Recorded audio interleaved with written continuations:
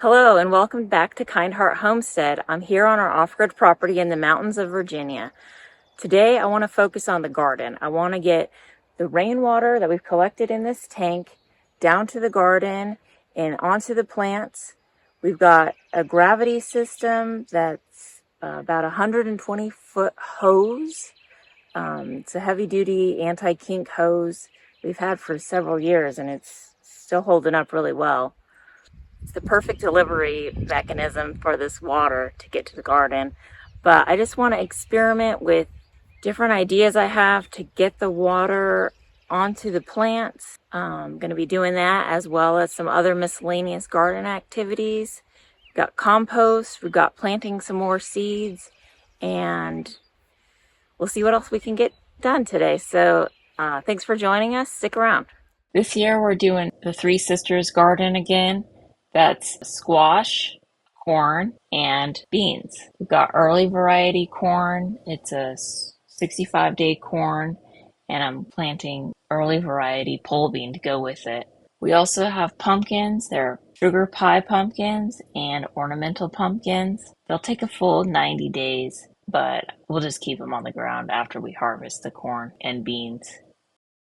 In this bed, I have okra started and some pumpkins in the middle.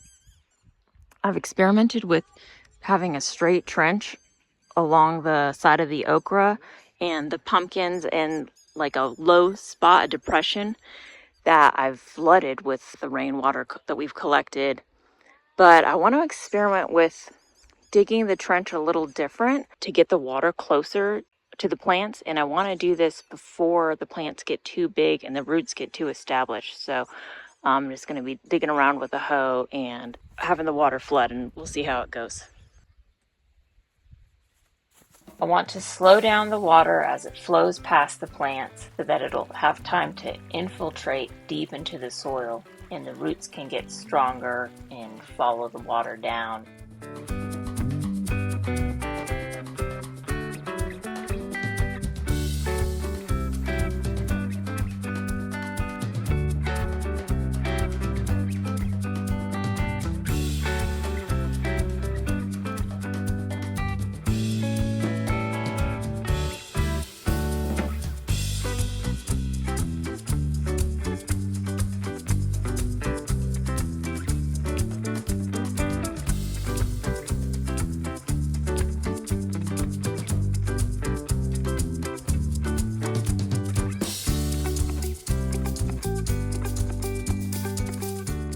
Ever since we started homesteading, we've been very interested in soil blocking techniques. This year, Angie is experimenting with a round soil blocking tool, which extrudes one of these round blocks at a time. You can see here, each block is left with a depression in the top about the size of the end of your thumb. Angie's putting a seed in each one in hopes of germinating some new plants pretty soon. Right now, this is sitting in a tray that has very good drainage. That way they don't get oversaturated. But let's see what the plants look like 2 weeks later.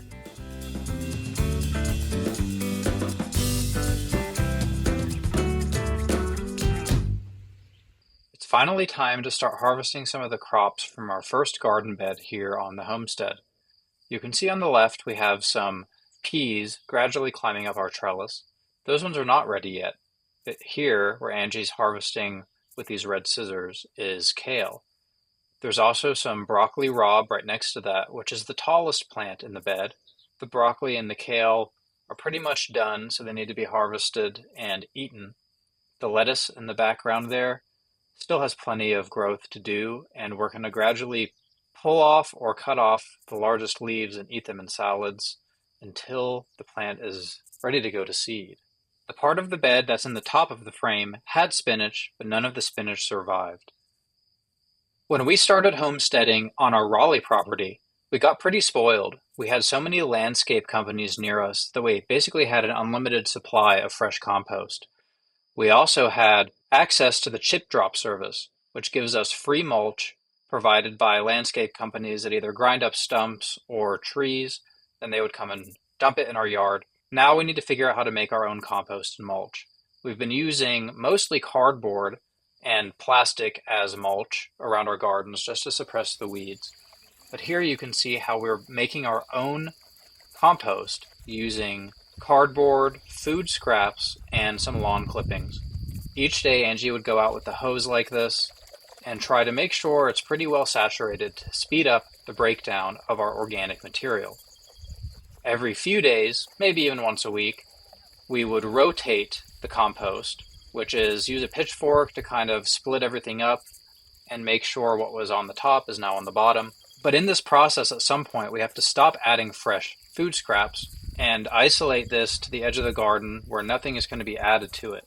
That way we can make sure it gets broken down evenly and that we can finally use it as a compost or a mulch for our fresh, newly sprouted vegetables. The easiest way I could think of to move our compost pile from one end of the garden to the other was with the gorilla cart. We need to maintain a certain ratio of green to brown compost ingredients, so now it's time to add the browns. These leaves have already been composting naturally in the woods, which is why I'm adding them to our compost at the end of this process. And now we can leave this pile undisturbed until it's broken down enough to place on the garden. So if you want to see what we end up doing with this compost, go ahead and subscribe, and we will see you next time here on Kind Heart Homestead.